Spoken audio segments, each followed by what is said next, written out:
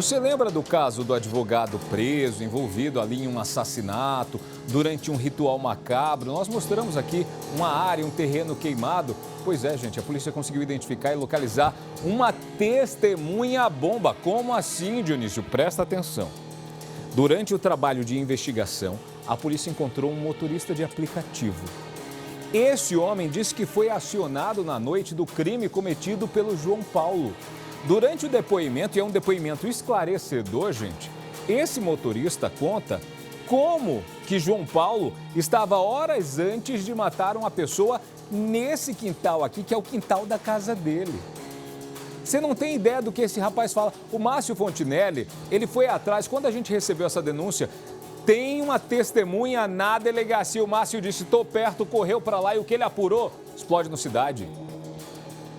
A Polícia Civil do Distrito Federal continua fazendo as investigações para conseguir juntar as peças desse quebra-cabeça em relação a esse corpo que foi encontrado carbonizado na região de Ceilândia, onde um advogado, João Paulo, de 34 anos, acabou preso, apontado aí como principal suspeito desse crime, mas esse caso agora tem novidades, porque um motorista de aplicativo foi identificado pela polícia e ele teria levado o João Paulo até o local do crime. Doutor Fernando Fernandes é quem está à frente do caso. Doutor, em relação a essa questão do motorista de aplicativo, o que ele explicou aqui em depoimento? Então, logo os nossos agentes identificaram a placa do veículo que compareceu lá ao local do crime no dia anterior, nós chegamos então até um motorista de aplicativo, o qual narrou que prestava serviço para João Paulo há pelo menos 10 meses, classificou João Paulo como um excelente cliente, pagava direitinho, inclusive com algumas gorjetas, e que no dia anterior, ou seja, na sexta-feira, João Paulo teria acionado ele mais uma vez, o motorista de aplicativo, para uma corrida da sua casa, lá do setor areal de Taguatinga, até o setor Vista Bela, aqui em Ceilândia. Chegando à casa de João Paulo, o João Paulo teria pedido ajuda para o motorista de aplicativo para juntos pegarem um vaso ou um jarro grande, que mostrou mais ou menos desse tamanho e dessa altura, mais ou menos 1 metro, que estaria cheio, aparentemente, apenas de terra.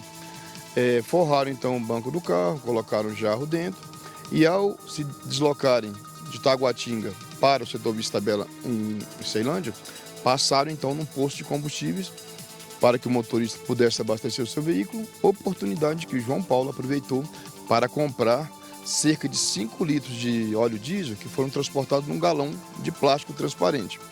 O motorista de aplicativo até questionou João Paulo o porquê que ele estaria comprando aquele combustível.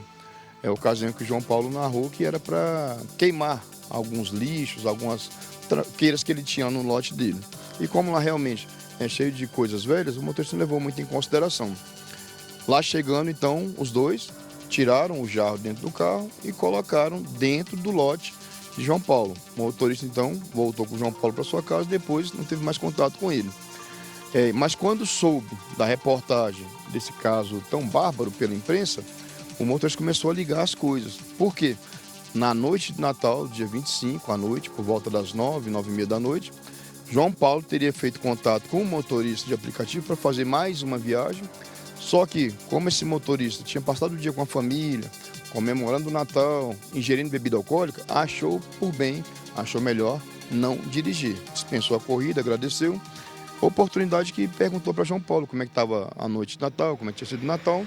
E João Paulo, de forma bastante seca e direta, teria respondido apenas o seguinte: estou indo ali matar uma pessoa. O motorista de aplicativo, até então, não tinha levado em consideração se era algum tipo de brincadeira ou alguma pegadinha. Só que quando soube do ocorrido, ele começou a ligar os pontos dessa mensagem na noite de Natal e da ida deles na sexta-feira, no dia anterior ao corpo ter sido encontrado carbonizado, do areal até o setor habitacional Vista Bela.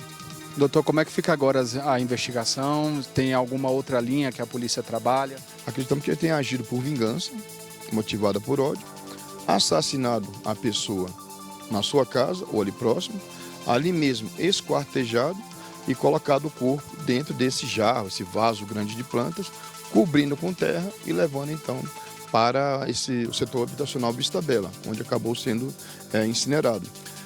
Acreditamos que João Paulo não tenha agido sozinho, estamos atrás aí de um comparsa, conforme chegaram algumas denúncias anônimas. Lembrando que ele foi preso no domingo de manhã, quando o local do crime já estava isolado pela nossa perícia.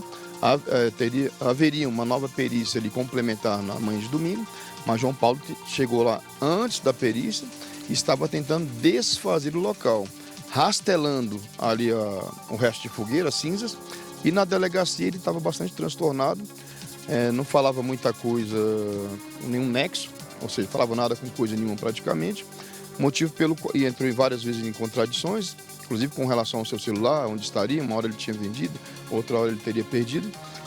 Então, por essa razão, ele foi encaminhado então à carceragem do DPE e será ouvido posteriormente, quando tiver melhores condições psíquicas, caso ele queira prestar um depoimento e esclarecer a sua participação nesse crime tão horrendo. Ficha extensa.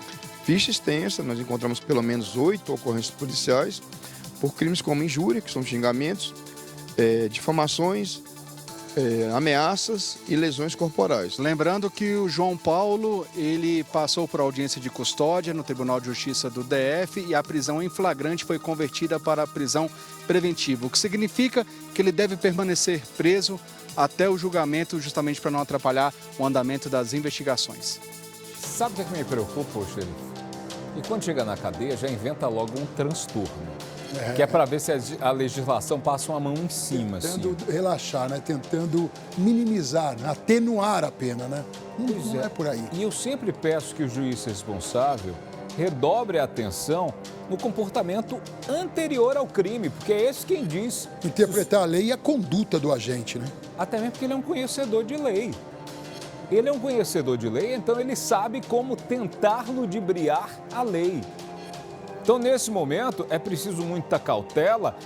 Gente, a ficha é extensa. O sujeito sabendo o que vinha cometendo, conhecendo a legislação como conhece, conhecedor da legislação, ele vinha praticando tudo isso. A gente vai continuar acompanhando, que é para ver se não leva uma passada de mão na cabeça e volta para a rua para cometer de novo. Ele teve coragem de dizer, dentro de um carro de aplicativo, que estava indo matar alguém. Já viu isso? É debochada a legislação que existe. É debochada a possibilidade de ser preso. O que é que está acontecendo? Tem que ser mais rigoroso na punição. Isso tem que acontecer, que é para ver se freia. Se não aprendeu lendo a lei, talvez sofrendo com ela ele aprenda. Com toda certeza. Talvez seja esse o caminho.